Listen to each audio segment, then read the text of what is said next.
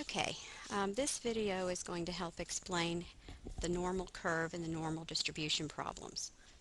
Okay, so remember that a normal curve is the bell-shaped curve and that it has some very unique properties.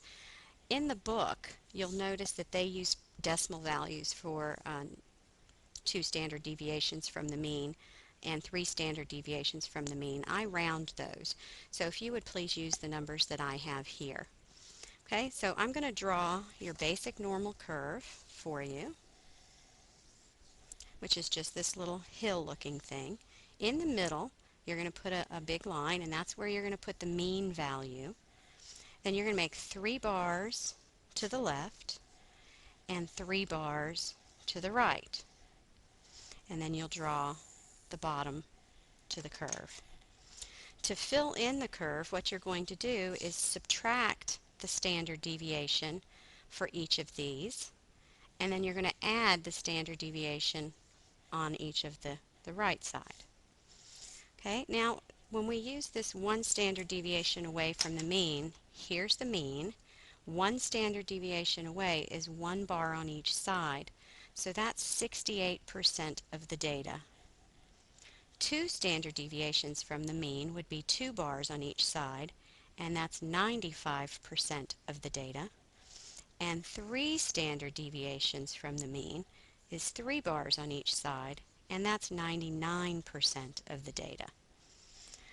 Now, I think what might be more helpful is if you use the decimal places for each of these values. So if you remember these values, I think it'll help you. For the tail end here, it's 0.5%, then 2%, 13.5%, and 34%. Remember, the mean divides it into half, so if you add those values, that's 50% of the data. We'll repeat that on the other side, so this will be 34%, 13.5%, 2%, and 0.5%. And that's the other 50% of the data, making that 100% of your data. So that's the first thing that you need to memorize. Okay, now we're actually going to do some examples.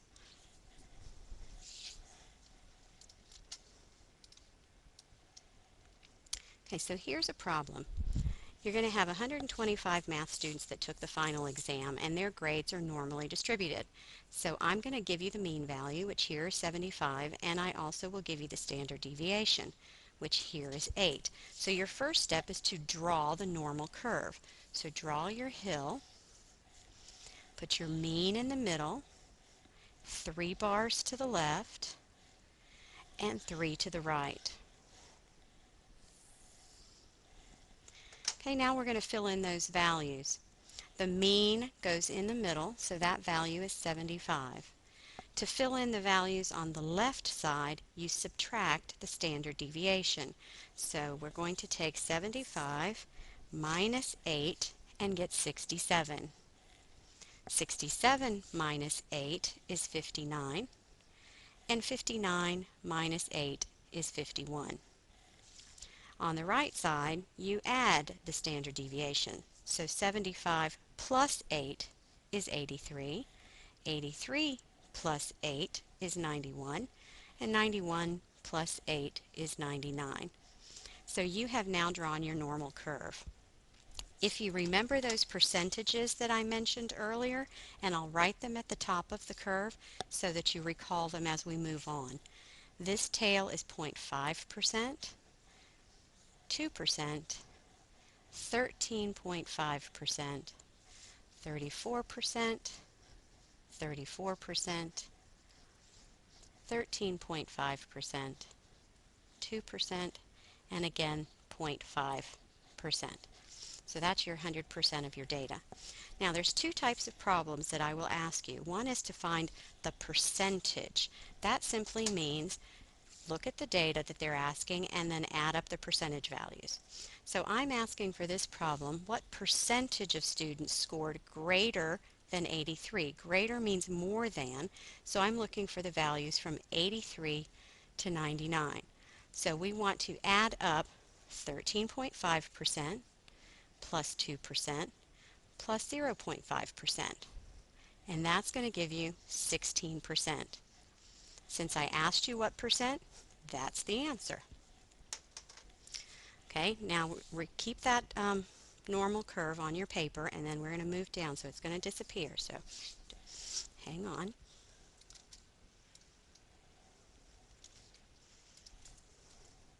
Okay, what percentage of students scored between 59 and 91?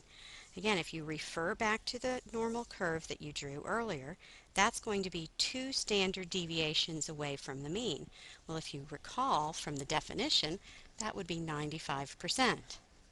Remember that you could also simply just add up those values. So when you do, you would take 13.5% plus 34% plus 34% plus 13.5%, and you'll see even if you do it this way, you're still going to get 95%.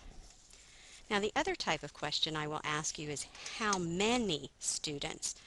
You still do the same step to figure out the percentage, but after that you have an additional step. So here it says how many students scored less than 59. Well, the percentage there, since it's half, I'm sorry, that's the 2 plus the 0.5%. So that's going to give you 2.5%. You need to convert the 2.5% to a decimal. Okay, so you're going to move that decimal 2 places to the left. So you start with 2.5, move it 2 places to the left. So the decimal you're looking at is 0.025.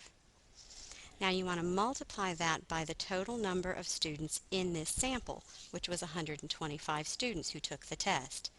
That's going to give you 3.125. Well, you know we can't have a decimal part of a person, so round this, and your answer is 3 students that scored less than 59 on the final.